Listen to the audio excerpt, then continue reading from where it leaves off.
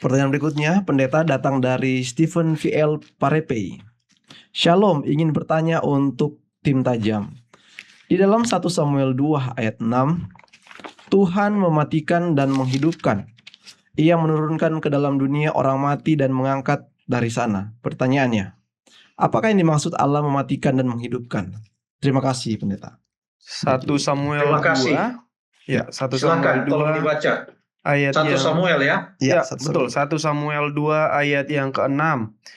Tuhan mematikan dan menghidupkan. Ia menurunkan ke dalam dunia orang mati dan menaikkan dari sana.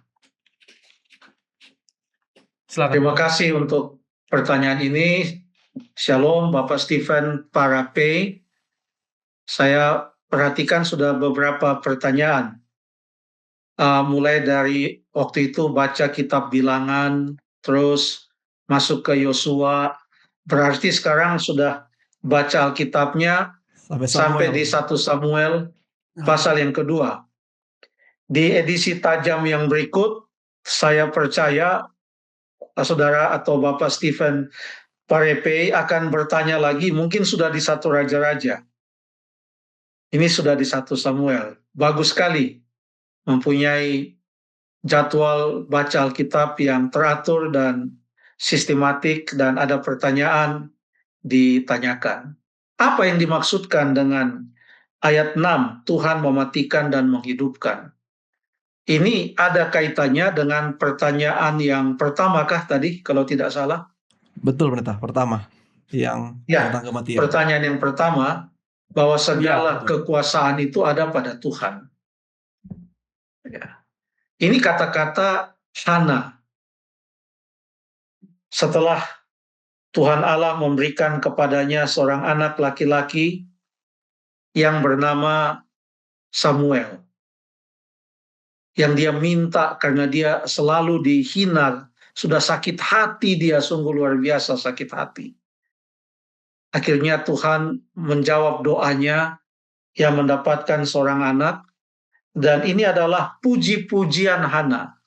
Ini adalah doa yang Hana panjatkan dan ucapan syukur, puji-pujian yang Hana sampaikan kepada Tuhan. Kita lihat di sini ada mematikan dan menghidupkan. Ini adalah kontras, seperti lawan kata, mematikan, menghidupkan. Sebenarnya bentuk kalimat ini sudah ada di ayat sebelumnya. Kita mau baca sekarang ayat yang kelima. Ayat yang kelima. Siapa yang kenyang dahulu, sekarang menyewakan dirinya karena makanan. Yang dahulu kenyang, sekarang lapar. Jadi kenyang dan lapar.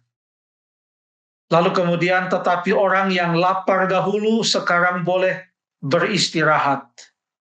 Orang yang mandul melahirkan 7 anak, tetapi orang yang banyak anaknya menjadi layu.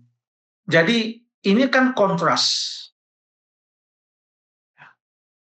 Lalu masuk ayat yang ke-6, Tuhan yang mematikan dan menghidupkan. Artinya dia mengakui segala kuasa itu ada pada Tuhan.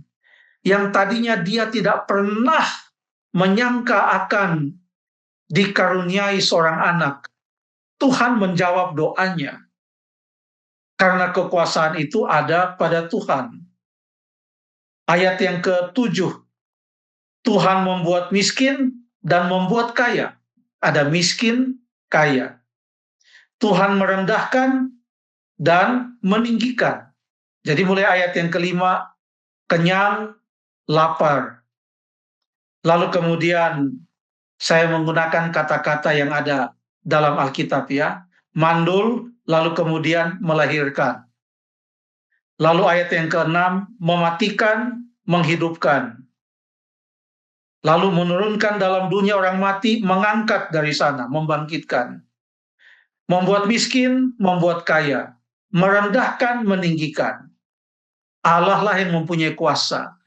Jadi pelajarannya sama dengan pertanyaan yang pertama tadi. Segala kekuasaan dan segala kuasa itu ada pada Tuhan. Yang Hana tidak pernah menyangka akan dijawab doanya. Yang bagi banyak orang mustahil, tetapi bagi Tuhan tidak ada yang mustahil. Terima kasih.